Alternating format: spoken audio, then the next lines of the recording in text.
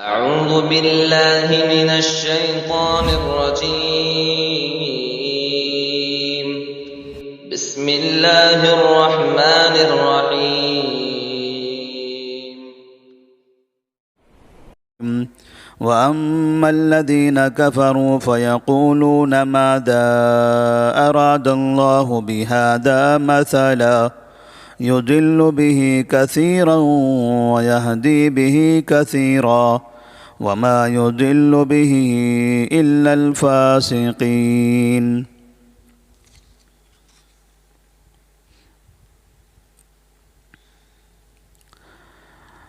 سورۃ البقرہ آیت نمبر 26۔ اللہ تبارک و تعالی نے اس آیت میں ایک معمولی سے جانور کی مثال دی ہے۔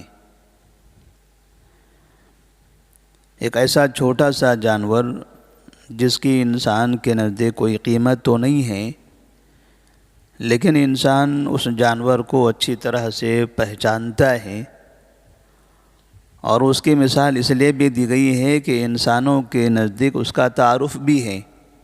انسان کو اس کی حقیقت کا پتہ ہے، اس کی قوت کا، اس کی اہمیت کا اندازہ ہے، اور وہ جانور ہے مچھر، ایک معمولی سا جانور۔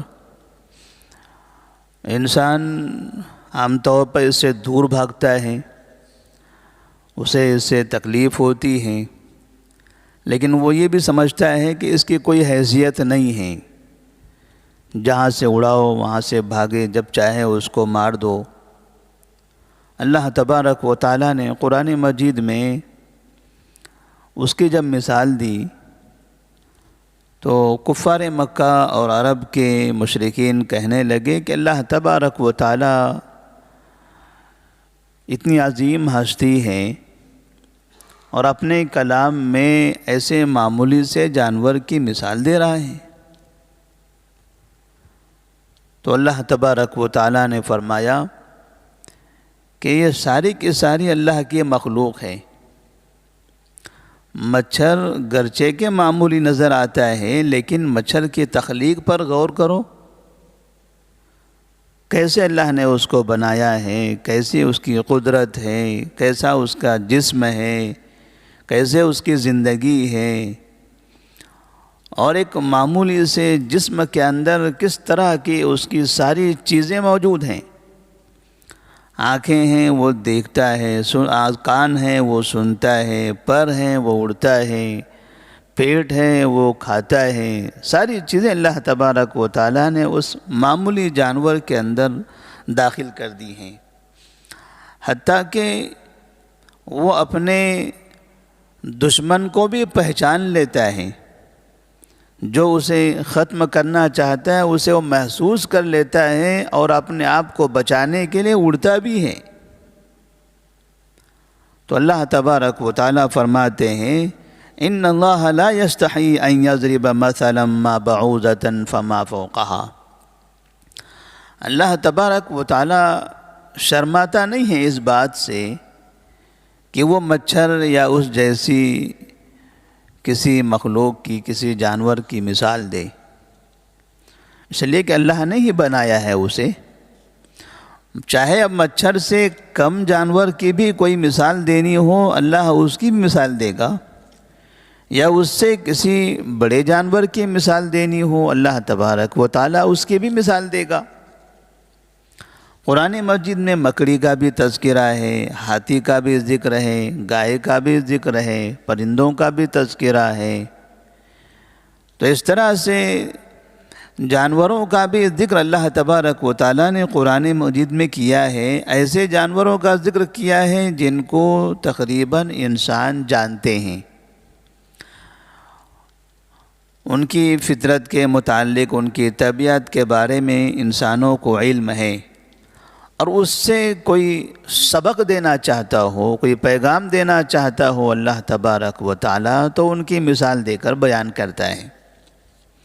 یہ حقیقت میں انسانوں کو تعلیم دینے، تربیت کرنے کا ایک طریقہ ہے ایک استاد جب اپنے شاگرد کو کوئی چیز سمجھاتا ہے تو ضروری نہیں کہ کتاب میں جتنی باتیں ہیں اتنی ہی بتائی جائے.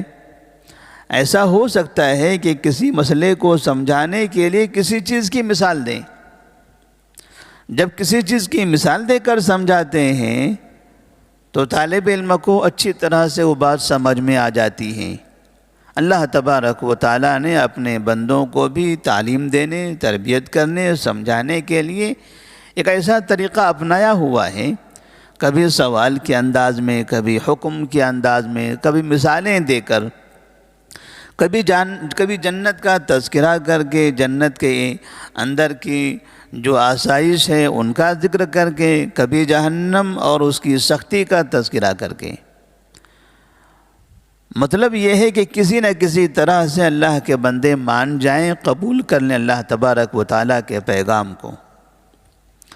فَأَمَّا الَّذِينَ آمَنُوا فَيَعْلَمُونَ أَنَّهُ الْحَقُّ مِنْ رَبِّهِمْ. اب یہ مچھر یا اس جیسی مخلوق کی جو مثال دی جا رہی ہے، جن لوگوں نے ایمان لایا ہے وہ یہ مثالیں سن کر بھی کہیں گے کہ انہ الحق من ربہم، یہ تو ان کے رب کی جانب سے حق ہے.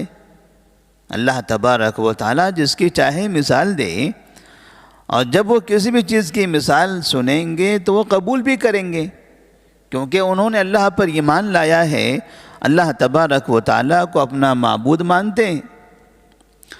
وَأَمَّا الَّذِينَ كَفَرُوا فَيَقُولُونَ مَاذَا أَرَادَ اللَّهُ بِهَذَا مَثَلًا.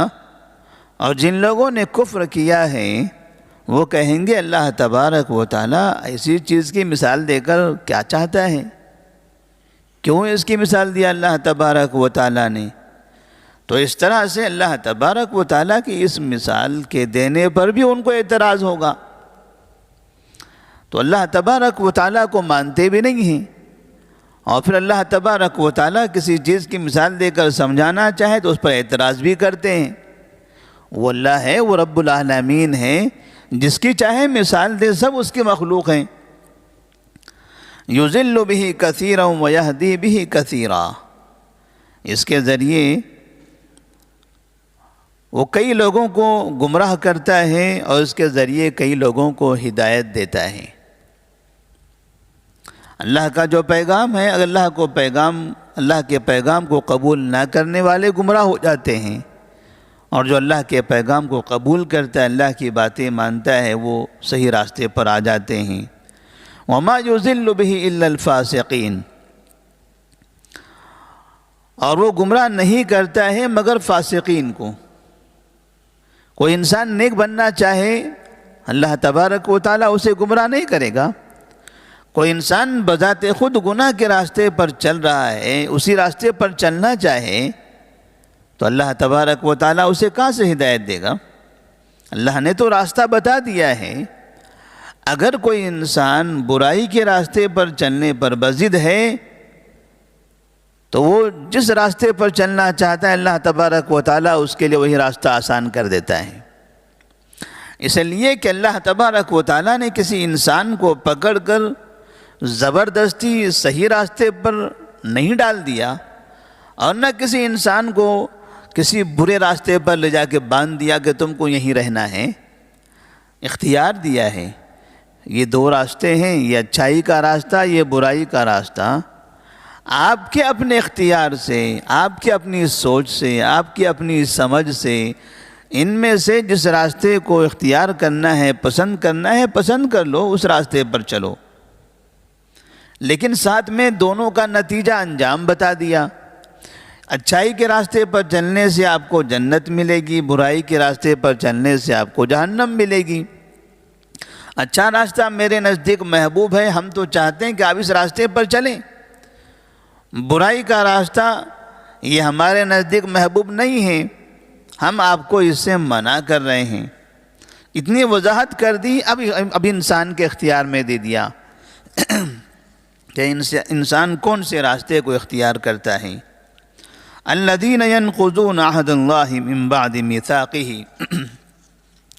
وَيَقْطَعُونَ مَا أَمَرَ اللَّهُ بِهِ أَن يُوصَلَ وَيُفْسِدُونَ فِي الْأَرْضِ أُولَئِكَ هُمُ الْخَاسِرُونَ. فاسقین جو گناہ کرتے ہیں، جن کو اللہ تبارک و تعالیٰ گمراہ کرتا ہے، وہ کون لوگ ہیں؟ وہ لوگ ہیں جو اللہ تبارک و تعالیٰ کے عہد کو توڑتے ہیں، معاہدہ کر لینے کے بعد، وعدہ کر لینے کے بعد اب اس کی خلاف ورزی کرتے ہیں، معاہدے کو توڑ دیتے ہیں۔ وَيَقْطَعُونَ مَا أَمَرَ اللَّهُ بِهِ أَن يُوصَلَ، اور جن سے رشتہ جوڑنے کا حکم دیا گیا ہے ان سے رشتہ کاٹ دیتے ہیں۔ وَيُفْسِدُونَ فِي الْأَرْضِ، اور زمین میں فساد مچاتے ہیں۔ أُولَئِكَ هُمُ الْخَاسِرُونَ، اللہ کہتے ہیں یہی لوگ دنیا و آخرت میں خسارہ پانے والے ہیں۔ قرآن مجید میں جہاں پر اللہ کے عہد کا تذکرہ کیا گیا ہے، بعض مفسرین کہتے ہیں کہ اللہ تبارک و تعالیٰ نے دنیا کے تمام انسانوں کو پیدا کرنے سے پہلے جب آدم علیہ السلام آسمان پر تھے، تب ان کی پیٹھ سے ان کی قیامت تک آنے والی ذریت کو نکال دیا تھا، اور ان لوگوں سے کہا الست بربکم، کیا میں تمہارا رب نہیں ہوں؟ قالوا بلا، ان سب نے کہا تھا کیوں نہیں، تو ہمارا رب ہے۔ پھر ان کو اسی جگہ واپس کر دیا۔ وہ روحوں کی شکل میں تھا، کیسے تھا وہ اللہ تبارک و تعالیٰ ہی بہتر جانتا ہے۔ اسی لیے کہا جاتا ہے کہ انسان کی فطرت میں اسلام ہے، اور ہر انسان فطرت پر پیدا ہوتا ہے۔ ہر انسان کی پیدائش فطرت پر ہوتی ہے، کوئی انسان کافر بن کر پیدا نہیں ہوتا، ہر انسان مسلمان بن کر پیدا ہوتا ہے۔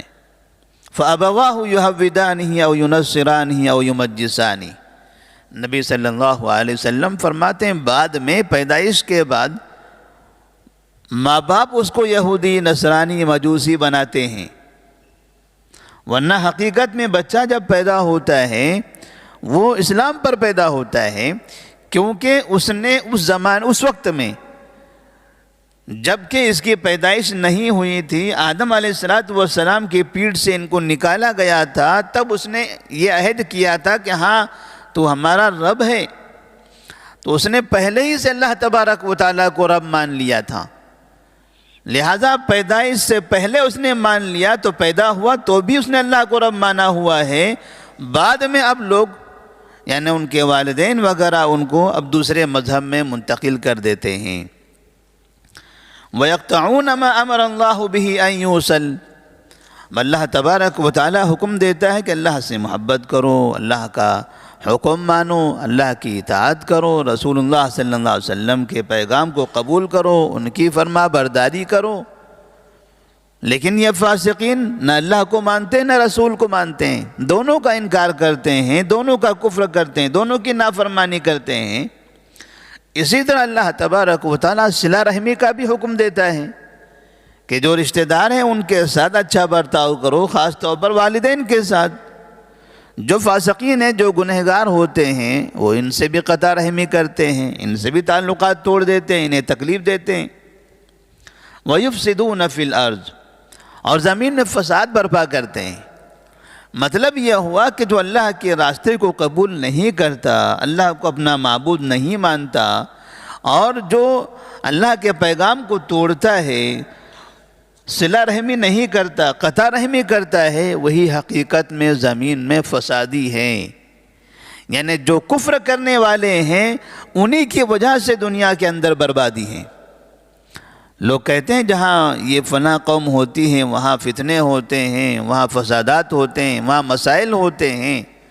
اپنے آپ کو لوگ اچھا مانتے ہیں، اسلام پر عمل کرنے والوں کو لوگ زمین میں فساد برپا کرنے والا بتاتے ہیں۔ قرآن کہتا ہے کہ جو اللہ کو مانتا ہے وہ زمین میں فساد برپا نہیں کرتا، جو اللہ کو نہیں مانتا ہے وہی حقیقت میں زمین کا فسادی ہے، کیونکہ زمین کا سب سے بڑا فساد یہ ہے کہ کوئی انسان اللہ کے ساتھ شرک کرے، کوئی انسان اللہ کو نہ مانے، اس سے بڑا فساد اور کیا ہو سکتا ہے؟ اللہ نے ساری کائنات بنائی، آپ ان کو نہیں مانتے۔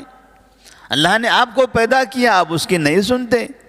اللہ تبارک و تعالیٰ آپ کو ہوا دے رہا ہے، وہ پانی دے رہا ہے، آپ کی روح کو آپ کے جسم کے اندر باقی رکھا ہوا ہے، آپ کی آنکھوں میں بینائی ہے، کانوں میں سماعت ہے۔ کون سی حکومت نے دیا ہے آپ کو یہ؟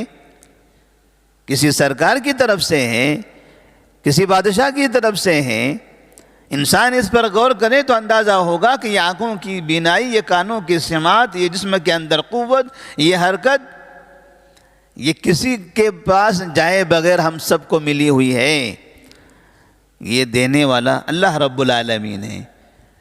اتنی اہمیت کے باوجود بھی، اتنی ساری چیزیں جاننے کے باوجود بھی ہم اللہ کا انکار کرتے ہیں، تو اللہ تبارک و تعالیٰ کہتے ہیں اس سے بڑا فساد اور کیا ہو سکتا ہے؟ وَيُفْسِدُونَ فِي الْأَرْضِ أُولَٰئِكَ هُمُ الْخَاسِرُونَ۔